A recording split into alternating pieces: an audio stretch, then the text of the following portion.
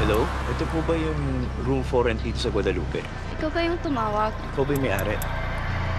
Ayos to ah. Magkano? 8,000. 24,000. Ayun! Sabi na nga po, 5K! Tindi mo? Pati sa matanda, may asim ka pa. Gago! Bata pa yun. Lul, gaano ka bata? Mga 20, ganun. Kaya alam mo pala nauto mo eh. Baka gusto mo ng tulong sa mga gamit mo. Wala. Sa ganda mong yan, wala kang boyfriend? Ako maganda eh. Lotion na lotion nga ako eh. Walang magkakagusto sa akin. Pasensya na. Andyan ka na pala. Si Annalyn nga pala. I'm paying 10,000 for this, tapos kwarto lang. Mayroon ako dito eh. Ang bata mo pa.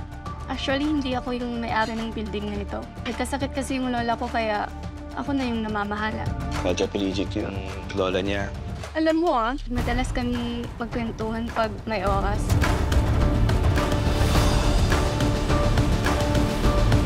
pinaglalakuan mo ba ako? Mali itong ginagawa natin eh.